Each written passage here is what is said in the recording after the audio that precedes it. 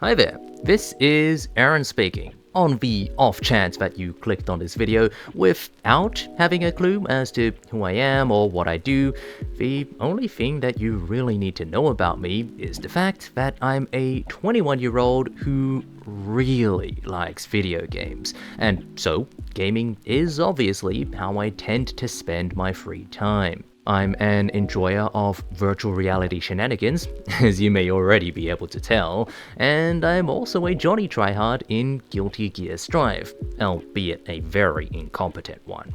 Oh, I also can't forget to mention that, of course, I'm a racist.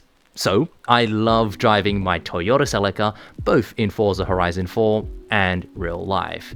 Either way, of all the nice or nasty things that you can call me, hard R gamer fits the bill, for better or worse. Now, considering that's the case, you might find it surprising that a guy like me, who plays games like this to relax,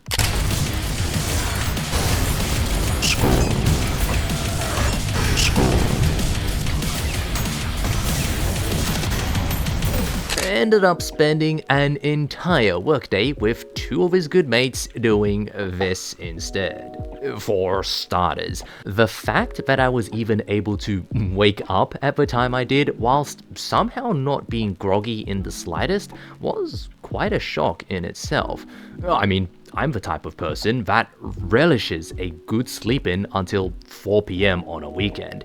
So yeah, managing to get up at around 5 AM in the morning was a surprise to be sure, but a welcome one. That aside, I needed to wake up early because the three of us were going to be fishing from the shoreline of a beach, so we wanted to be doing our thing just as dawn was breaking in order to catch the lil dudes as they were coming in for their brekkie. In other words, arriving at the fishing spot by roughly 7 AM would give us the best chance for success. So, after loading all our gear into the car, stopping at a servo for some food, and actually completing our trip to the beach, we got there at 8 o'clock instead. I have absolutely no idea how we let that much time slip through our fingers, but high tide did fully roll in about 2 or 3 hours after we'd first arrived, and as far as I know, that's a good thing for our type of fishing. So I guess being late wasn't too much of an issue. Anyhow, at least setting up seemed to go pretty smoothly. Obviously, it being my first time and all, I wasn't really much help when it came to the specifics of preparing things, but I did manage to learn a few new tricks that'll come in handy the next time we go fishing. For example, I'm now somewhat decent at making knots for tying sinkers and hooks to a fishing line, and I did make a neat constrictor knot around our special $10 onion bag filled with, get this, not onions, but chicken livers. Yum. Oh, what's that? What does an onion bag and livers have to do with fishing? Let me explain. Basically, the plan was to catch a wider variety of things, so while we did have fishing rods and some regular chicken meat for the fishies, we needed a fairly sturdy bag with holes in it and some guts to put in there for the crabs. And so, firstly, onion bag with the chicken liver gets tied to some rope. Then, said rope gets tied to a PVC pipe that we shoved into the sand. From there, all that's left to do is to lob the bag out into the water and, wouldn't you know it, in the end, some crabs were indeed acquired. With one minor implication. So, the crabs were all caught with the rods rather than the bag. Which doesn't necessarily sound like a bad thing, right? Well, remember how I mentioned that high tide came in only a couple hours after we'd first reached the beach?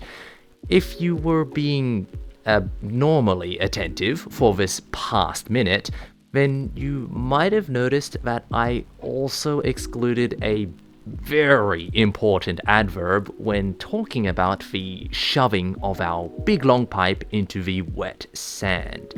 That adverb being the word securely. By the time we had noticed the unusual lack of white plastic on our side of the beach, all of it had been washed away by the sea. The sheer disbelief and disappointment on both of my friends' faces was palpable. In retrospect, what happened was probably one of the most hilariously cartoonish things we'd ever have happened to us so far, but at the time, it was pretty sad.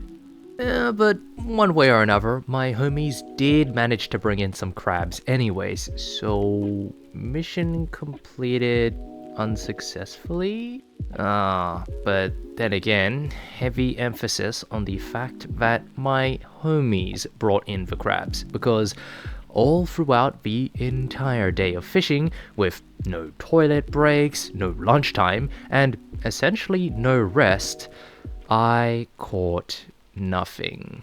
Well, unless you count the stick of seaweed, which I somehow uprooted, thinking it was my first huge catch, let alone a catch at all. I truly wasn't prepared for how soul-crushing something like that would be. Still, in all seriousness, despite the fact that I didn't catch a single animal for the entirety of the session, I think I was able to catch an epiphany instead. You know, I've noticed that during these past few years, although life appears to be moving along way faster than it should be, whenever I look back to gauge the progress that I've made in life so far, it seems as if I've achieved less and less of the things that I want to within this period of time. I'm not really sure when this feeling started to hit me as hard as it does today, but geez, that yucky sensation where it seems like days, weeks, months, and even years are just slipping away from you, it really sucks. Now, don't get me wrong here, this isn't just about comparing your own progress with that of others around you. I'm sure you've already realized how unproductive that can be, and it only serves to fuel an inferiority complex, which is really unnecessary in this socially globalized age of today. I know for a fact that when it comes to, say, learning a new skill, getting good at a video game, or most notably, growing this YouTube channel, it usually takes me double or even triple the amount of effort to reach the milestones that everyone eventually arrives at. I tell myself this constantly, not as discouragement, but as an affirmation that as long as I stick to something, I'll reach my objectives sooner or later. This does beg the question though. What happens if, despite how much you tell yourself not to worry about anyone else, your own self-image dictates that you're still taking too long and that you're still wasting too much time?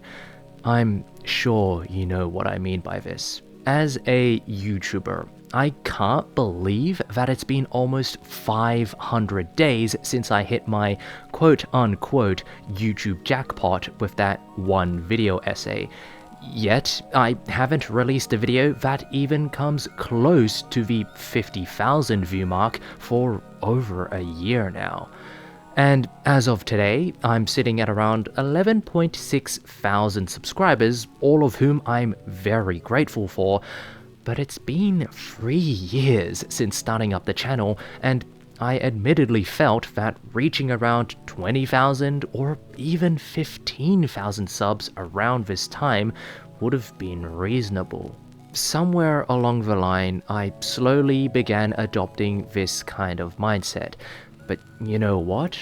having these kinds of thoughts is arguably the most devastating thing that you can do to yourself when it comes to making progress. At best, you'll end up stressing yourself out unnecessarily, and this might even cause you to rush things forwards. Sometimes that leads to a mistake or two, but hopefully it doesn't pump the brakes on anything for too long and instead teaches you to take things a bit easier. It's kind of like trying to drive a car fast before you can drive smooth, and then needing to leave your car at the mechanic for a week because you broke something. Or it's like trying to bench press more than you can realistically handle, and then having to take a rest for almost a month because you badly strained your pecs. However, worst case scenario, it all comes to a halt, whether you wanted it to or not. On one hand, it's simply but unfortunately due to straight up quitting. On the other hand, I'm not a quitter. I'll bash my head against the wall as hard as it takes to break through, but when it comes to making YouTube videos, even I've been feeling the pressure of not being able to upload anything substantial for the past 6 months now. This whole time, I've been telling myself that it's just a severe case of creative block, and that sooner or later, I'll land on something and eventually get over this slump. In fact, more often than not, I've had tons of ideas pop into my head, and they've all led me to believe that I'll finally complete another script and move on to actually recording something again. But only a couple paragraphs of typing later, I can't seem to go on. Only now do I realize that, rather than being creatively bankrupt, I was just paralyzed. Paralyzed by the subconscious thought of, is this gonna get me the numbers that I want? The numbers that I need to maximize my channel's growth this month. Horrible stuff, right? Well, as inhibiting as it is, the remedy to this mindset is actually kinda simple. See, when I was out on the beach just doing my thing, yeah, I was pretty determined with my goal of catching something, but not once did I tell myself that I needed to catch something by the end of the session. Perhaps it was my low expectations talking, but we were out there for at least 8 hours. I changed up spots, changed up tactics, changed up rods, but no dice.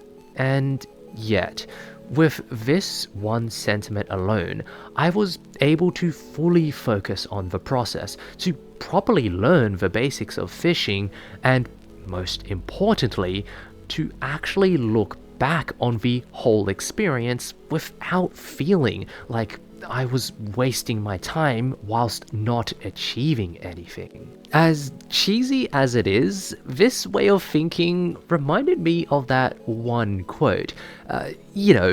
It's about the journey, not the destination. Funnily enough, there is a little bit of truth to that, because hyperfixating on the destination, and more specifically, the time that it's taking you to reach that destination, more often than not, severely muddies your perspective when you look back on everything you've done so far, therefore tainting your expectations for the future. Sometimes it really does seem like you're moving forward at the pace of a tortoise, while life is the hare that's leaving you in the dust. In reality, this skewed perception of our existence is the byproduct of a modern world filled with constant stimulation, fully crammed schedules, and ever-growing responsibilities. Consequently, wanting to do more with less is a pretty common human desire, and it's especially the case with the precious resource that we call time. But at the end of the day, as long as you can tell yourself that without a doubt, you genuinely put in an effort to strive towards your goals within these 24 hours, even if it was for just one thing. That is all you need to care about.